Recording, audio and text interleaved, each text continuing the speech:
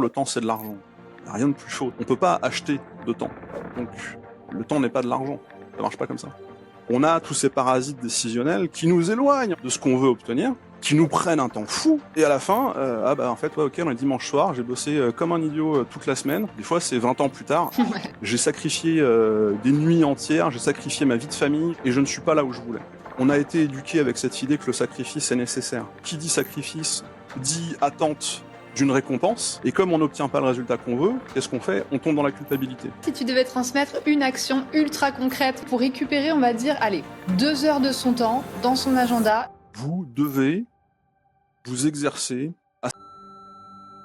Vous vous doutez bien que quand vous faites un truc pareil, vous gagnez pas 2 heures par semaine, vous gagnez des journées. Jean-Baptiste Baron, plus de 240 dirigeants accompagnés, 17 000 abonnés sur LinkedIn. On ne l'écoute pas par hasard. Quand les dirigeants sont submergés, il est l'architecte du temps, celui qui remet de l'ordre, de la clarté, du souffle dans les agendas des leaders saturés. Plus de journées sans fin, plus de vie personnelle en suspens. Il entend, comprend, restructure. Et les entrepreneurs respirent. Jean-Baptiste Baron est dans Business et Dolce Vita. Chaque minute compte. Cet épisode va vous en rendre des milliers. Jean-Baptiste, comment tu définirais ta mission aujourd'hui en une phrase? Eh bien, Amandine, en une phrase, je donne aux dirigeants submergés le contrôle de leur temps. Ça me plaît, ça me plaît. C'est une belle thématique, ça. Le temps, c'est super important. C'est vrai qu'à un moment donné, au début, on veut faire plus d'argent et à un moment donné, on veut récupérer notre temps. Ouais, et puis il y a une confusion qui a été entretenue il y a très très longtemps de ça par un type qui s'appelle Benjamin Franklin. Alors c'était loin d'être un imbécile, mais qui nous a induit en erreur en nous disant le temps c'est de l'argent. Il n'y a rien de plus faux, c'est absolument faux. On peut pas acheter de temps. Donc le temps n'est pas de l'argent. Ça marche pas comme ça. Ouais, complètement. Et à un moment donné, il faut faire un choix. Ouais. Et toi, donc, tu accompagnes les dirigeants, comme tu disais, qui récupèrent leur temps, mais sans perdre en performance. C'est ça que j'aime bien, qui est intéressant, c'est qu'on Ah bah non. récupère son temps, mais on ne perd pas ni le contrôle, ni les résultats, n'est-ce pas? C'est quoi les leviers concrets que tu actives systématiquement avec eux pour atteindre ces résultats? Alors, je vais décélérer le propos parce que c'est pas une question de levier qu'on active dès le début. La première étape de mon travail, c'est d'auditer le fonctionnement de mon client. Quand je parle du fonctionnement, c'est pas tant en tant que chef d'entreprise, c'est d'abord en tant qu'être humain. En tant qu'être humain, on est tous motivés par des besoins. Je vais appeler ça des besoins psychologiques si tu veux, mais ça va un peu au-delà. Moi, j'ai besoin de prouver ma compétence dans mon travail. Moi, j'ai besoin de m'amuser dans ce que je fais. Moi, j'ai besoin aussi régulièrement que possible de me retirer dans ma caverne pour réfléchir à ce que j'ai à faire demain. Puis une fois que j'ai bien réfléchi, hop, c'est bon, je peux me mettre en action, etc. Mais comme ces besoins sont confrontés, entre guillemets, à la réalité de l'entreprise, la plupart du temps, comme nous ne sommes pas conscients de ces besoins-là, on va d'abord se préoccuper de la réalité des urgences de l'entreprise plutôt que de nous occuper de nos propres besoins. Et c'est le piège dans lequel à peu près tout le monde tombe, et a fortiori les dirigeants. Et donc, comme ils ne sont pas conscients de leurs besoins et qu'ils ne les écoutent pas, ils ne prennent pas les décisions qu'ils devraient prendre pour respecter ces besoins-là. Donc, ils n'obtiennent pas les résultats qu'ils veulent obtenir au départ. Et comme il y a un espèce de cercle vicieux qui s'installe, avec la peur que ça ne fonctionne pas ou que les résultats viennent trop tard, avec le perfectionnisme, avec le besoin de plaire aux collaborateurs ou de faire plaisir aux clients, avec le besoin de contrôler que tous les résultats soient bien comme il faut, etc. On a tous ces parasites décisionnels qui nous éloignent encore plus de ce qu'on veut obtenir, qui nous prennent un temps fou, et à la fin, en fait, ouais, ok, on est dimanche soir, j'ai bossé comme un idiot toute la semaine, et je suis pas là où je voulais. Et ça, c'est à la fin de la semaine, mais sauf que des fois, c'est 20 ans plus tard, Ouais. je suis toujours pas là où je voulais. J'ai sacrifié des nuits entières, j'ai sacrifié ma vie de famille, j'ai sacrifié mes amis, j'ai sacrifié énormément de choses, et je ne suis pas là où je voulais. Donc, il y a un côté un peu grave quelque part. Il y a Ouais, même un côté un peu fataliste, si tu veux. complètement. Et donc, en analysant ça, je comprends, en écoutant mes clients, je comprends en fait quelles sont leurs motivations et je comprends pourquoi les décisions qu'ils prennent sont parasitées, comme je le disais, par la peur, le perfectionnisme, etc. Et donc, quelles seraient les décisions qu'ils pourraient prendre pour arriver justement au résultat qu'ils veulent. Et Mmh. des histoires de switch comme ça, je peux t'en donner beaucoup. Ouais. Mais bon, On on va en va prendre parler. le temps de s'installer dans la discussion, exactement. Ouais, cette notion de sacrifice, elle est hyper importante. C'est vraiment ça. On se réveille un matin, on est là. En fait, ça fait X années que je fais ça. Où est passée ma vie? Comme tu dis, j'ai sacrifié ma vie de famille. Ça, c'est très fort. On s'en veut après. Et comme tu le dis, il y a tout Ouais. le monde qui tombe dans ce piège-là. Du coup, c'est quoi la solution pour éviter d'avoir ce côté urgence, tout ce que tu viens de décrire? Il y a deux choses.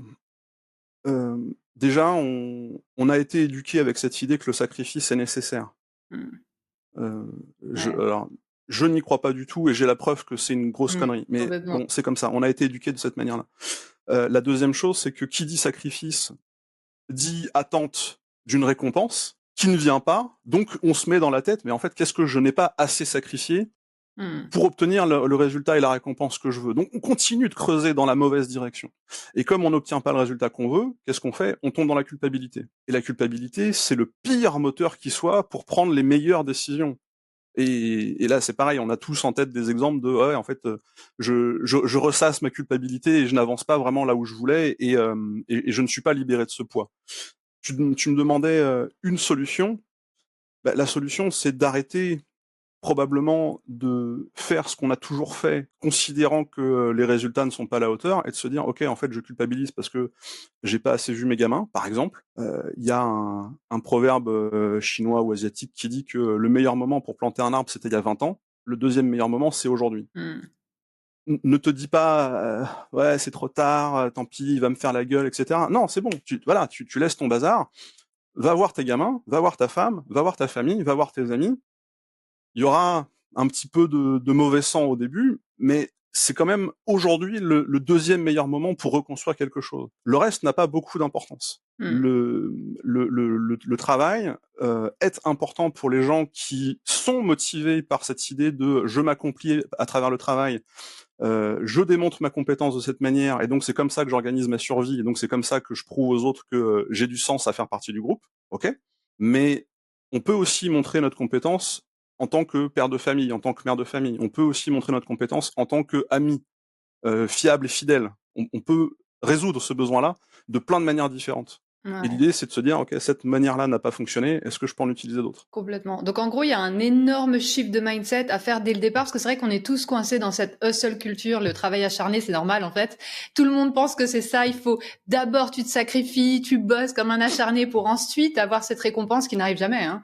Moi, j'ai été victime de ça aussi toute ma vie, et elle Elle arrive, peut mais arriver. elle est différente de ce qu'on avait prévu. Elle est différente de ce qu'on avait prévu et elle n'arrive pas nécessairement à cause d'un travail acharné. Mm. L'état d'esprit, c'est toujours moins mais mieux. Enfin, tu vois, un exemple que j'aime bien donner, c'est celui du hamster dans sa roue. En fait, le hamster, il court à toute vitesse dans sa roue, mais sauf que sa roue, elle est axée sur un pivot, donc en fait, il ne va nulle part. Tu peux le faire courir pendant 24 heures, il n'est allé nulle part. Alors que si tu le mets dans un petit labyrinthe, il y a un petit fromage au bout du labyrinthe, au début, il va se tromper de direction, et cetera, mais avec l'expérience, il va trouver le chemin jusqu'au bout de fromage et il aura pas eu besoin de faire 15 fois le tour du labyrinthe. Donc tout dépend de ce que tu veux, ce que c'est que ton objectif et de l'analyse que tu fais des moyens que tu mets en œuvre pour savoir si tu arrives à ce résultat-là. Et la grande majorité des gens, malheureusement, n'utilisent que le seul et même set de moyens qui ne l'amènent pas de manière efficace au résultat. Ouais. Je vais aller un peu plus loin sur la question de la hustle culture que tu évoques, parce qu'il y a vraiment un piège, si tu veux, dans cette démarche. Il y a 60-70 ans, on va parler de nos grands-parents et de nos arrière-grands-parents. On avait un taux de productivité horaire, c'est-à-dire une capacité de créer une certaine richesse en 1 heure, qui était 3 fois moins importante que la nôtre aujourd'hui. Aujourd'hui, on produit en 1 heure, en moyenne, 3 fois plus de richesse que nos grands-parents et que nos arrière-grands-parents. Mm. Donc, statistiquement parlant, OK, il y a un petit niveau d'inflation, mais on n'aurait pas besoin de travailler beaucoup plus qu'eux, alors qu'on travaille beaucoup plus qu'eux et on n'est pas spécialement beaucoup plus riche qu'eux. Quand je te dis qu'on travaille plus que eux, c'est que eux, quand il était 18 heures et que la journée de travail était finie, ils rentraient à la maison, ils étaient pas sur leur téléphone ou sur leur portable pour continuer de bosser, de regarder des mails, et cetera, et cetera. Mm. Le samedi et le dimanche, c'était 0. Pendant les vacances, c'était 0. Pendant les jours fériés, c'était 0. Nous, c'est tout le temps. Ouais. Pourquoi? Parce qu'on est connecté. Donc il y a autre chose que Mm. de la richesse créée, si tu veux. Il y a une espèce de course en avant vers on ne sait pas quoi. Nos objectifs ne sont pas assez clairement définis. Et donc on fait n'importe quoi, Mm. Et donc charge mentale, burn-out. par exemple.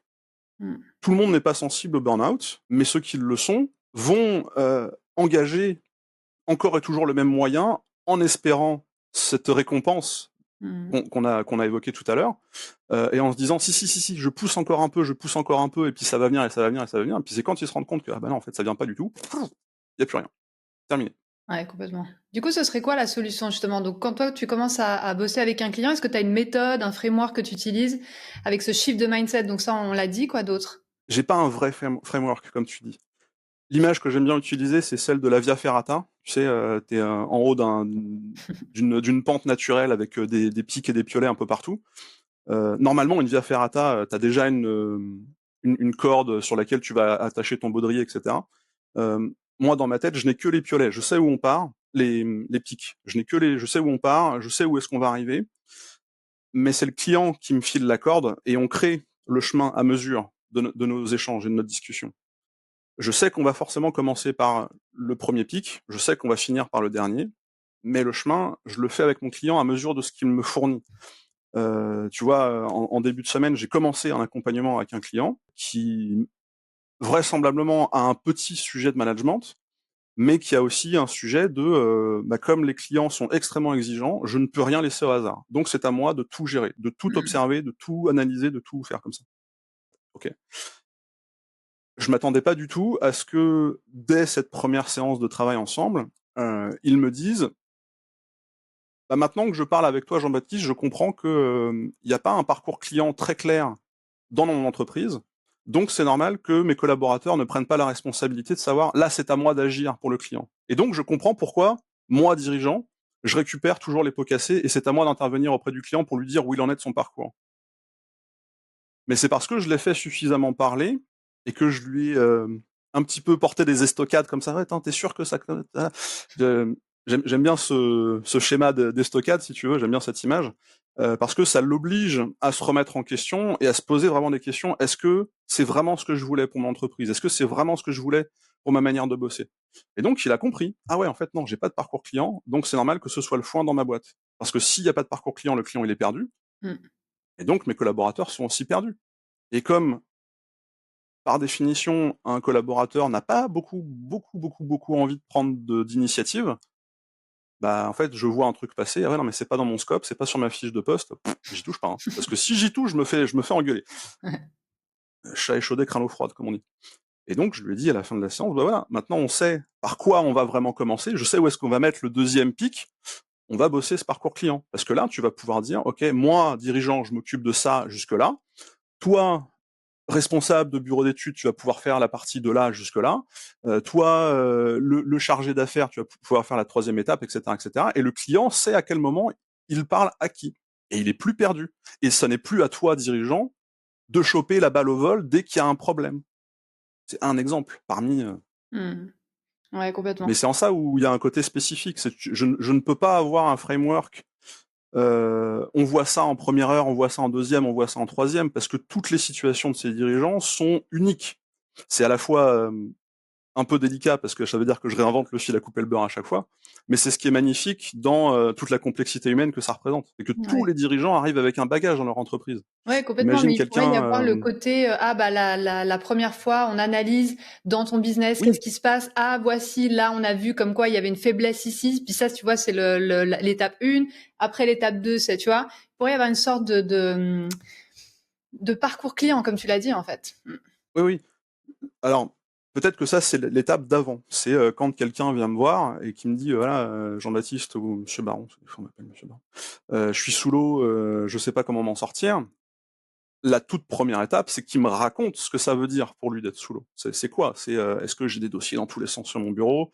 Est-ce que je suis obligé de me lever à 5 heures du mat, pour, vite arriver au bureau et avoir peut-être 1 heure et demie ou 2 heures de paix avant que tout le monde ne débarque et que ce soit des incendies dans tous les sens?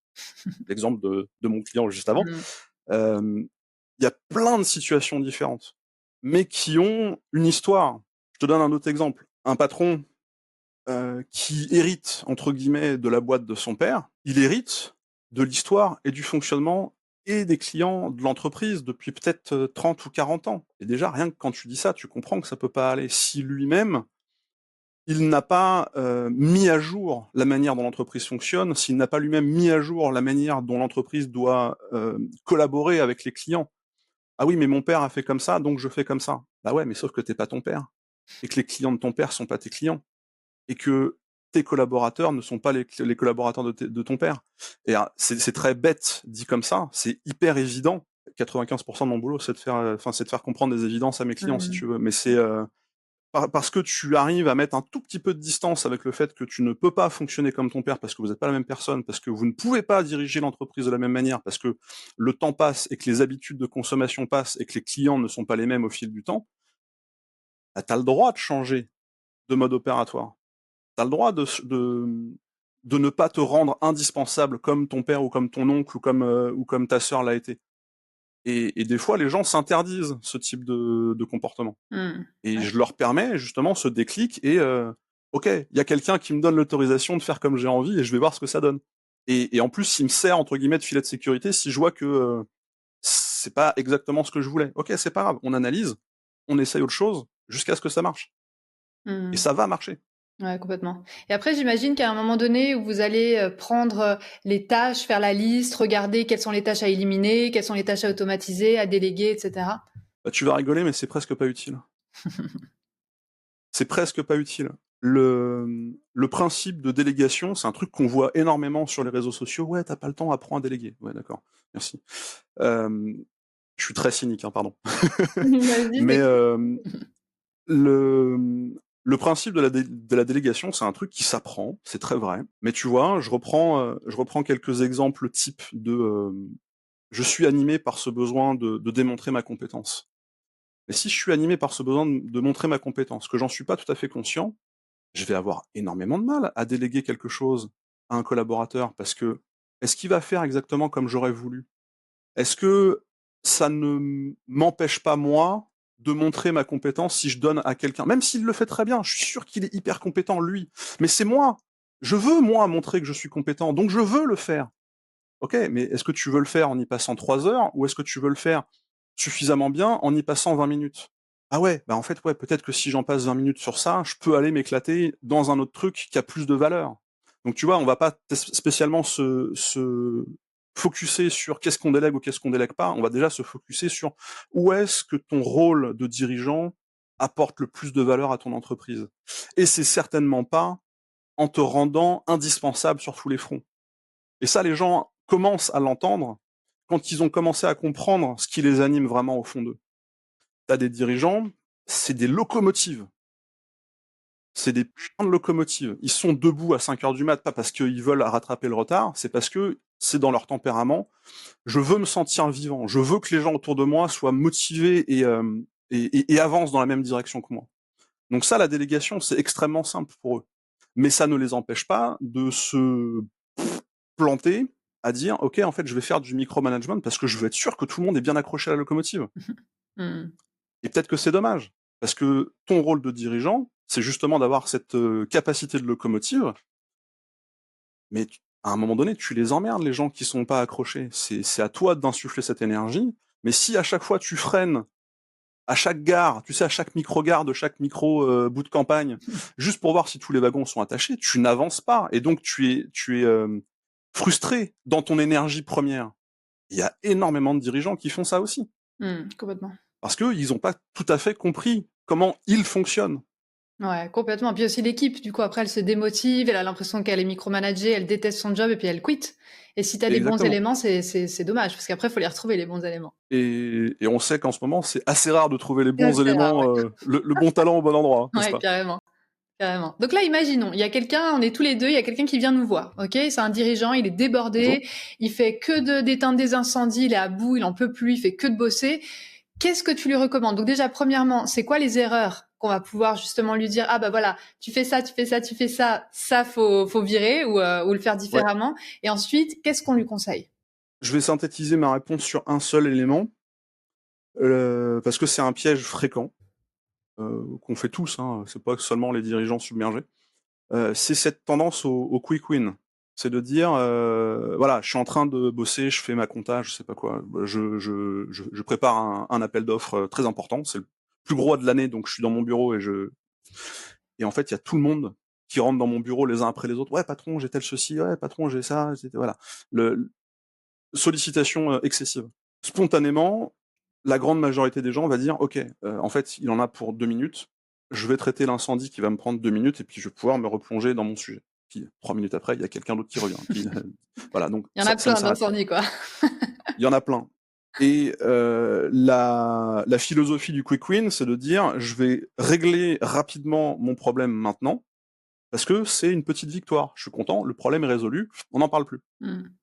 Sauf que qui dit quick win dit qu'il y en a énormément en quantité. J'ai pas la grosse victoire que j'attendais qui est, j'ai traité mon sujet avant midi, par exemple. Non, non, en fait, il est déjà 18h, je n'ai fait que d'éteindre des incendies dans tous les sens. Finalement, la saveur du quick win, elle est pas du tout là, parce que il est 18h, que je dois rentrer chez moi, que je vais devoir bosser sur mon sujet jusqu'à 20h, donc je vais pas passer la soirée avec ma femme ou avec mon mari, bref.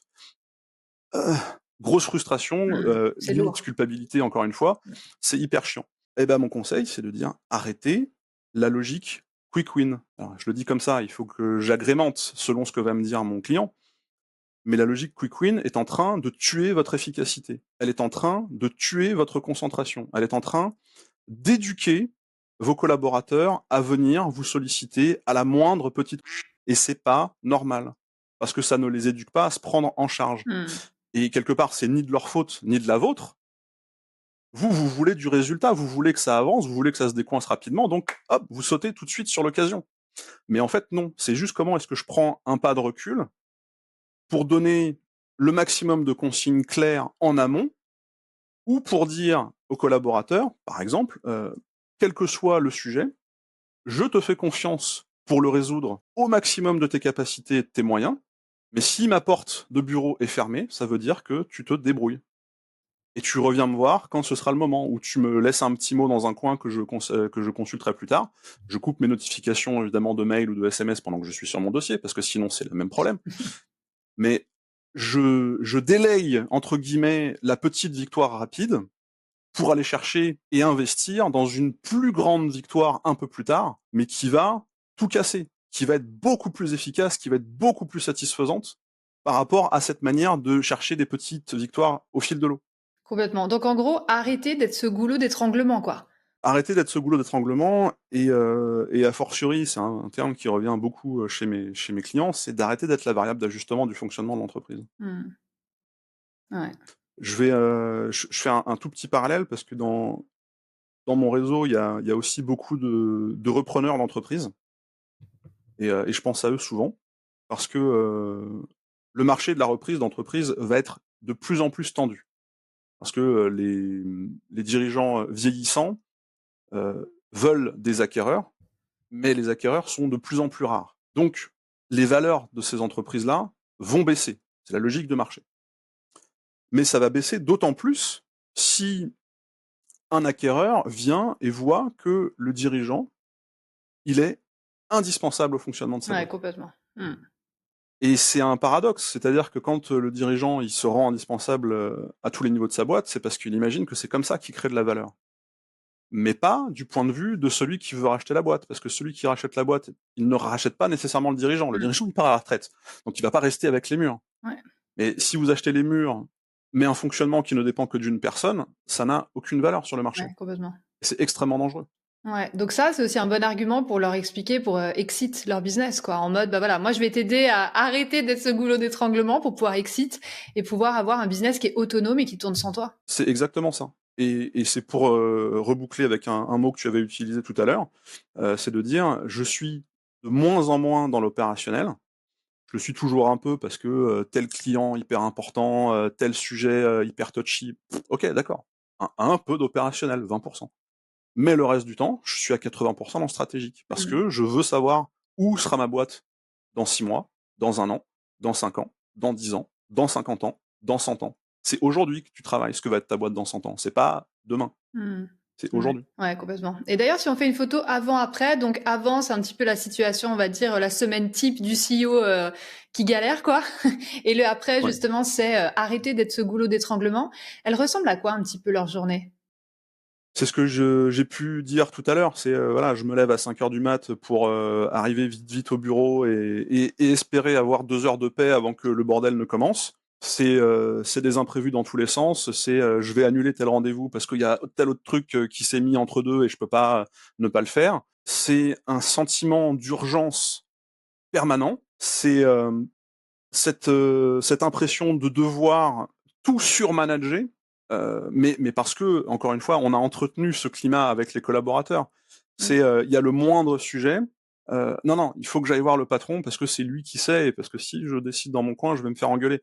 Et des fois, c'est vrai, je me suis fait engueuler parce que j'ai fait une grosse connerie, mais des fois, c'est même pas vrai, mais l'appréhension que je peux pas Mmh. prendre cette initiative parce que je sais que mon patron est sur tous les fronts. Après coup, comme le patron ou la patronne sait beaucoup mieux comment il fonctionne, se connaît beaucoup mieux dans son fonctionnement intrinsèque, je sais pas comment le dire autrement. Déjà, il sait ce qui a de la valeur et ce qui n'en a pas tellement dans les décisions qu'il prend.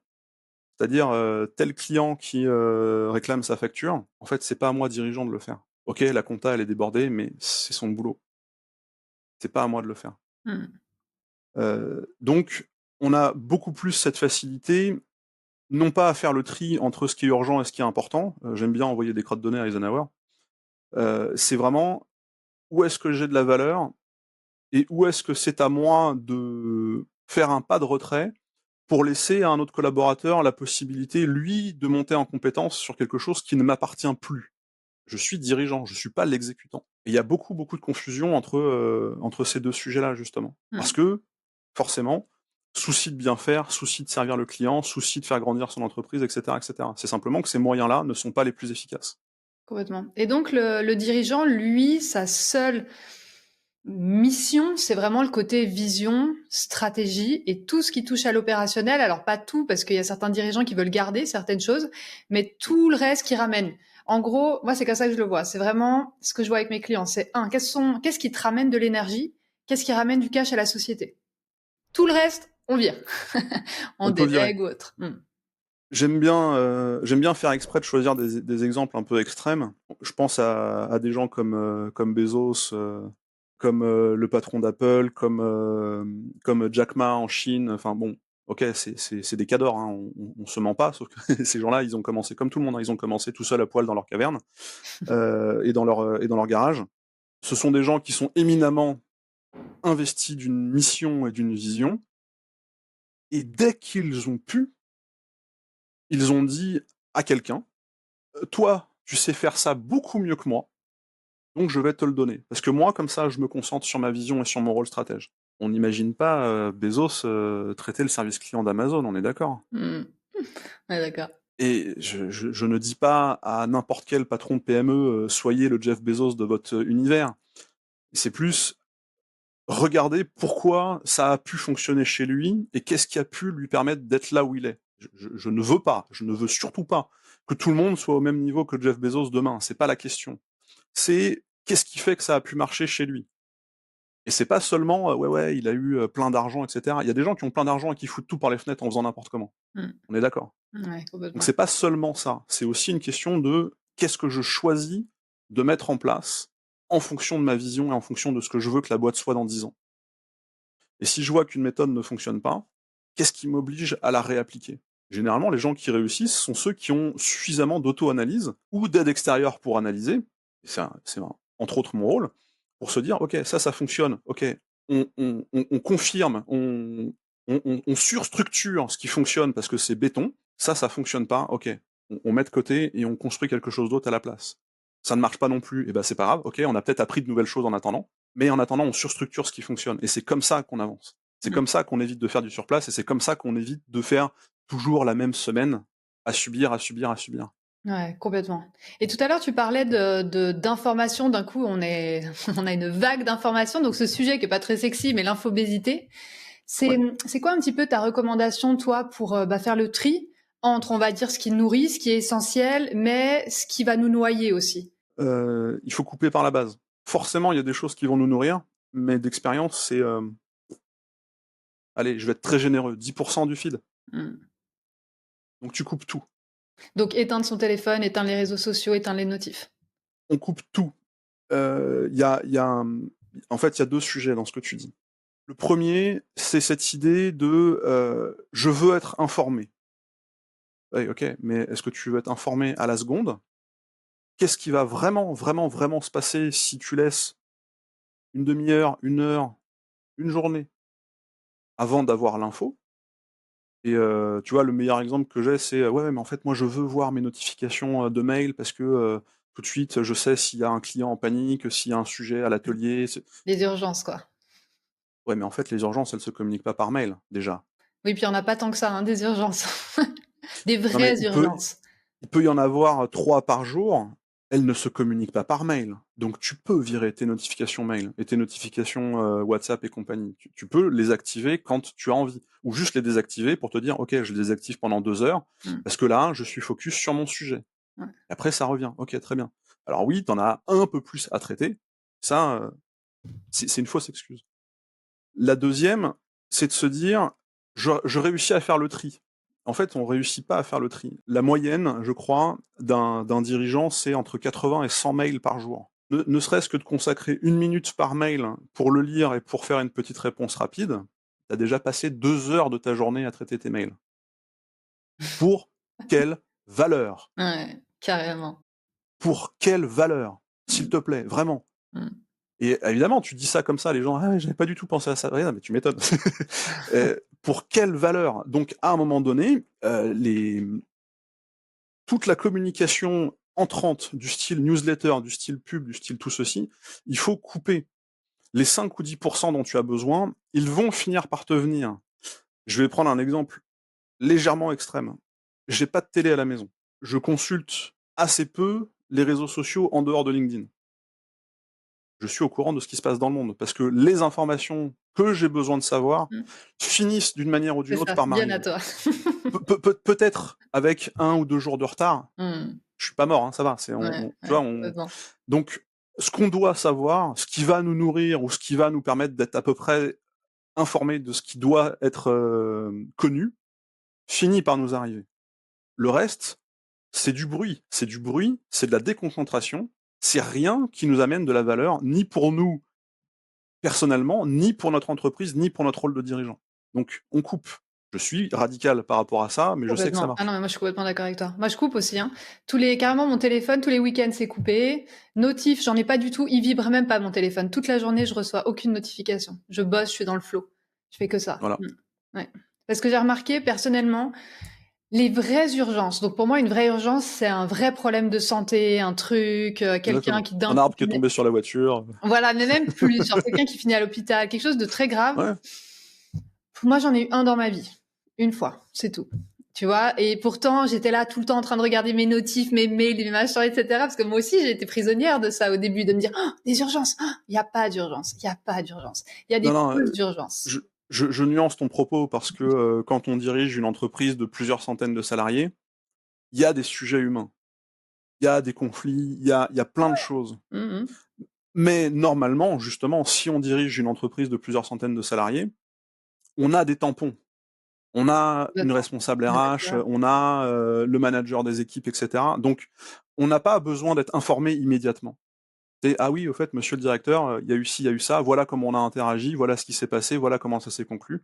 OK, merci de me l'avoir dit, merci de la manière dont vous l'avez géré, super. J'ai bien fait de vous faire confiance, point, terminé». Je tire un peu le trait, mais c'est comme ça que ça doit se passer. Ouais, complètement, complètement. Et un sujet, moi, qui me passionne, c'est comment déléguer efficacement sans justement créer cet effet de micromanagement. Toi, comment tu vois la chose?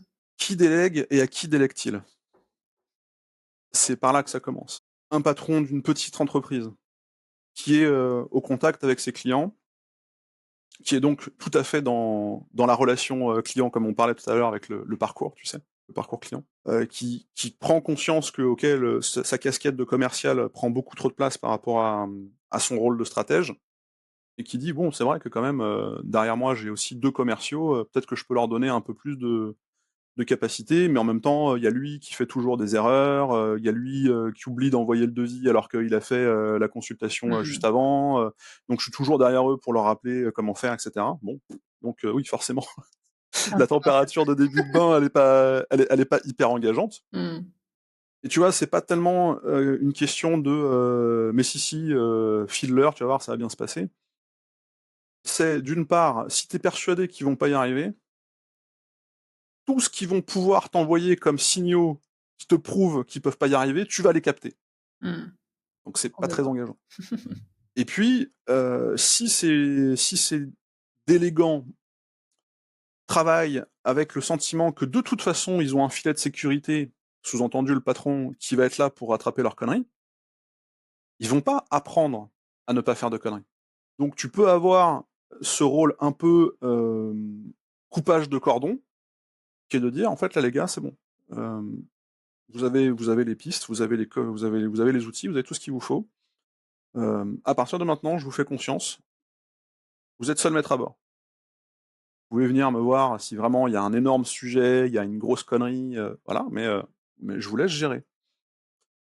Et tu coupes réellement les ponts dans la mesure où ça n'est certainement pas toi qui vas aller voir si tout se passe bien, mais les laisser eux prendre conscience que tu leur fais confiance et de se dire: En fait, j'ai fait telle connerie, je ne sais pas s'il l'a vu, mais il m'en a rien dit. OK, je prends la responsabilité de la réparer». Ou je prends la responsabilité d'aller le voir et de lui dire: «Il s'est passé ci, j'ai plutôt envie de faire comme ci ou plutôt envie de faire comme ça, qu'est-ce que tu en penses?» Mais de ne jamais entretenir ce sentiment de filet de sécurité parce que c'est ça qui les piège. C'est ça Mmh. qui les rend, dépendants de ton micromanagement. Ça marche dans les 2 sens. Ouais, complètement. Donc en gros, créer un process où vraiment la personne, elle va capter exactement comment toi, tu veux que les choses soient faites, parce que c'est toi qui as la vision, c'est toi le dirigeant. Ensuite, on les rend indépendants, donc pas dépendants, mais justement, on leur laisse ce côté, écoute, voilà, tu as le process, hein, allez, salut, Voilà, fais bien ton taf. Et troisièmement, c'est mettre en place un système où l'information, elle te revient. Par exemple, si c'est des commerciaux, ben avoir ce système où ben, tu es au courant de combien il y a eu de personnes appelées, etc., etc. par exemple. Mm. Et dans le process, c'est pas tant, je suis le patron et donc j'ai décidé que ça se serait comme ça. C'est, je te donne le résultat voulu, Mm. mais les moyens et le process que tu veux utiliser, c'est ton sujet. Je te fais confiance. Si je te dis quels sont les résultats et comment je veux que tu y ailles, en fait, je te parle de moi. C'est pas moi, donc tu peux pas exactement appliquer ça. Et c'est pour ça que ça déconne. Si je te dis: «Je veux ce résultat-là, mais je te laisse y aller comme tu veux», c'est un peu plus intimidant parce que: «Ouh, j'ai jamais parcouru ce chemin-là tout seul vraiment». Ouais, mais en fait, c'est parce que tu vas le faire progressivement tout seul que tu vas apprendre à bien l'arpenter. C'est ça qui est «magique» entre guillemets dans la vraie confiance, c'est que on ne va pas imposer un process ou des moyens, on va laisser faire. Mm. Et c'est parce qu'on laisse faire les collaborateurs qu'ils arrivent à grandir en compétences.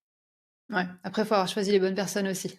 Un autre sujet. Toujours, on est d'accord. Comment on crée un bon process qui vraiment va être clair et qui va éviter l'erreur, justement? On n'y arrive pas du premier coup. Mmh. Sauf hasard, évidemment, sauf, heureuse coïncidence. Et il y en a, bien sûr, il y en a. Mais, je pense que l'erreur, c'est de se dire: «Il faut que ce soit parfait du premier coup». Parce que si ça doit être parfait du premier coup, ah bah ouais, mais en fait, attends, j'ai pas assez bien planché, donc je me remets dans ma petite tête, je réfléchis à tout ce que ce serait bien, si c'était idéal, si c'était ceci, si c'était cela. Et plus on passe de temps dans notre tête à imaginer, le process parfait, moins on itère, moins on teste des choses, moins on apprend de ce qu'on a testé, donc moins on fabrique ce process. Pour moi, en fait, un bon process, c'est celui qui doit être révisé entre tous les 6 mois et tous les 2 ans selon, la criticité du sujet, si tu veux. Mmh. Mais, OK, tiens, voilà, ça fait 6 mois qu'on a mis ce modèle en place. Qu'est-ce qu'on en a tiré comme, potentielles erreurs? Qu'est-ce qu'on en a tiré comme potentiel réel succès? Donc qu'est-ce qu'on encore une fois, on va renforcer et qu'est-ce qu'on va retirer? C'est exactement ce que je décrivais de la propre méthode que j'applique à mes clients, si tu veux. Il y a pas de, il y a pas de distinction dans la manière de faire. C'est toujours: «OK, j'analyse ce qui s'est passé, j'en tire les enseignements». Mmh. Ouais, complètement, complètement. Et après, est-ce que justement un process, comment tu le vois? Est-ce que parce que moi, ce que j'utilise comme, comme framework, on va dire, parce que j'aime bien travailler en framework. Moi, je viens du droit, hein, de base, donc j'aime bien quand c'est structuré. Moi, ce que je fais, c'est que d'abord, je crée le process moi, parce que, ben, c'est moi qui ai Oui, l'habitude de faire la tâche. Donc, je fais tout le process, dans Notion, j'utilise cet outil-là. Je fais la petite vidéo aussi en haut pour expliquer à l'oral tout ce que j'ai écrit pour que la personne comprenne. Je délègue à une personne, elle repasse dans le process, elle suit exactement, donc elle fait la tâche en même temps, hein, parce qu'il y a la théorie, il y a la pratique, on connaît. bien Et sûr. s'il manque des choses, elle remplit le process. Elle le corrige, elle le fournit plus. Et ensuite, il y Ouais, a une troisième personne qui passe dedans, qui refait exactement la même chose, qui le fournit encore plus, qui va vraiment le rendre complet. En tout cas, pour cette phase 1, parce que comme tu disais, après, faut retravailler ces process, les choses évoluent. Et ensuite, là, on sait qu'on a un process qui est plutôt good et qu'on peut partir justement là-dessus pour déléguer. Qu'est-ce que t'en penses? est-ce que ça t'amène les résultats que tu veux? Ouais. Mmh. Donc il y a rien à changer. Mmh. Je vais le dire autrement, c'est pas à moi de juger si le process est bon ou pas, c'est à toi. Et si les résultats que tu as à la fin, ils sont au bon niveau, avec, entre guillemets, le moins de moyens consacrés pour obtenir ce résultat, ça veut dire que c'est efficace, donc il n'y a rien à changer.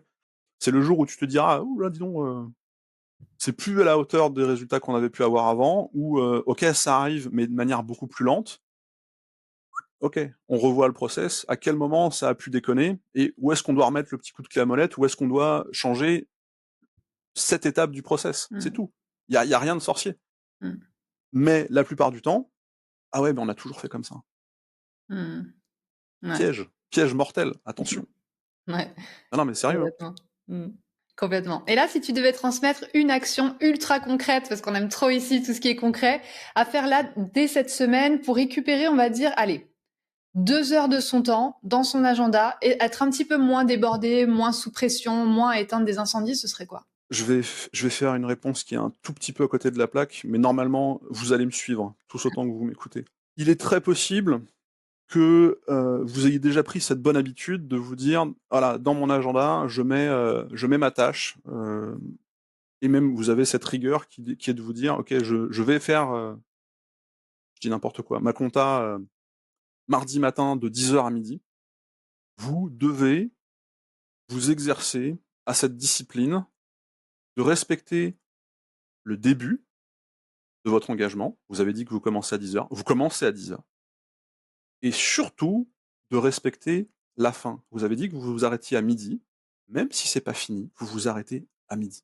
Il vous reste peut-être une demi-heure, et puis ah ouais, non, en fait, c'est bon, je vais finir à 12h30. Non, non, pente glissante, bordel, terminé. Il vous manque une demi-heure, vous reprogrammez la demi-heure qui vous manque plus tard. Même si c'est dans 2 semaines, tant pis. Pourquoi je vous dis ça? Parce que à chaque fois que vous ne respectez pas un engagement que vous avez pris avec vous-même dans votre agenda, vous êtes en train de dire à votre cerveau: «Je ne suis pas fiable, je ne suis pas digne de confiance. Ça ne sert à rien de m'écouter, je ne fais pas ce que je te dis». Comment vous voulez que votre cerveau, il soit à l'aise avec une façon de travailler pareille? Mmh. Donc en fait, vous lui dites un truc, il dit: «Ouais, ouais, c'est bon, rien à foutre». Et c'est comme ça que vous vous retrouvez à commencer quelque chose et à le finir beaucoup plus tard. Mmh. Et à avoir une espèce de cascade de choses en retard les unes derrière les autres. Vous vous doutez bien que quand vous faites un truc pareil, vous gagnez pas 2 heures par semaine, vous gagnez des journées, parce que vous respectez ce que vous dites. Non seulement vous vous prouvez à vous-même que vous êtes digne de confiance, même si, OK, j'ai peut-être pas super bien estimé, j'aurais dû prévoir 2 heures et demie pour ma compta plutôt que 2 heures, OK, c'est pas grave.